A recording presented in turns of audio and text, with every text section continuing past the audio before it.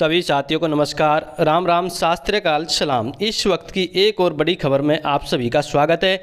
आज हम आपको बताना चाहेंगे यहाँ पर अतीक अहमद के डॉन बनने का पूरा राज। यहाँ पर जो तांगे वाले का बेटा अतीक अहमद किस प्रकार यहाँ पर जो डॉन बनने की स्थिति पैदा होती है और कहाँ से इसका ये सिलसिला जारी होता है। करीब 58 साल के अतीक अहमद के पिता हाजी फिरोज भी आपराधिक प्रवृत्ति के थे।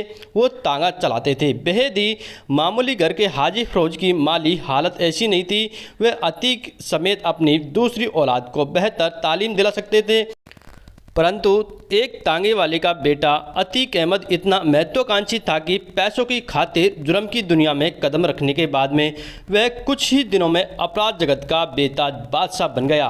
और इसी के साथ में साथियों यहाँ पर अपने गुनाहों पर पर्दा डालने के लिए उसने सियासत को कवच के तौर पर इस्तेमाल किया और अपराध व राजनीति के दम पर करोड़ों नहीं बल्कि अरबों का आर्थिक साम्राज्य खड़ा कर लिया। और वहीं अतीक अहमद के गुनाहों की लिस्ट जितनी लंबी नहीं है, उससे कतई कम उसकी सियासी उपलब्धियां नहीं है। वह माफिया है, गैंग लीडर है, हिस्ट्री शीटर है और बाहुबली है, दबंग है, तो साथ ही आतंक का दूसरा नाम भी है। लेकिन इन सब के बावजूद 5 बार विधायक और 1 बार उस पर फुलपुर सीट से सांसद भी रह चुका, जहां से कभी देश के पहले प्रधानमंत्री पंडित जवाहरलाल नेहरू लोकसभा का चुनाव लड़ते थे। डर, आतंक और दबंगई के बावजूद अतीक के खिलाफ 100 से ज़्यादा आपराधिक मामले भी दर्ज है। लेकिन ज़्यादातर मामलों में सिस्टम उसके इशारों पर कुछ इस तरह नाचता है कि आज तक उसे एक भी मामले में सजा नहीं हो पाई। अतीक की हनक और भौकाल का अंदाजा ऐसे भी लगाया जा सकता है कि हाई कोर्ट के 10 जजों ने उसके मुकदमों की सुनवाई से खुद को अलग कर लिया था।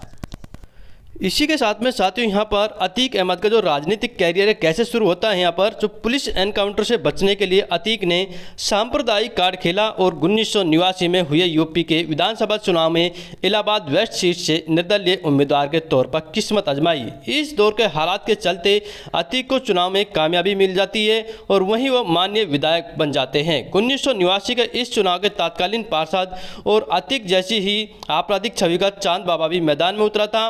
तो यहाँ पर अतीक को यह बात इतनी नागवार गुजरी थी कि वोटिंग के बाद में नतीजे आने से पहले ही उसने रोशनबाग इलाके के कबाब पराठे की दुकान पर उसे अपने गुर्गों के साथ में मिलकर गोली और बम्बों से मौत के घाट उतार दिया।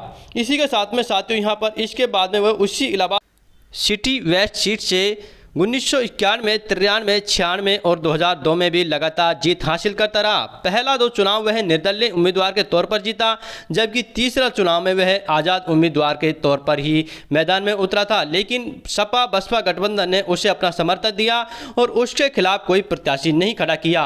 और इसी के साथ में साथियों राजूपाल हत्याकांड के बाद में उसका शुरू हो जाता है पतन।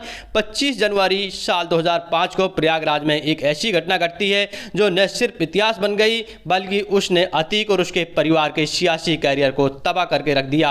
इस घटना के बाद ही अतीक ने लोकसभा और विधानसभा के कई चुनाव लड़े, लेकिन हर एक चुनाव में नाकामी ही उसके हिस्से में आई थी। दरअसल सांसद बनने के बाद में अतीक को विधानसभा की सदस्यता छोड़नी पड़ी और वहीं अतीक ने अपने इस्तीफा खाली हुई सीट पर अपने छोटे भाई खालिद अजीम उर्फ अशरफ को सपा का टिकट दिलवा दिया गया था।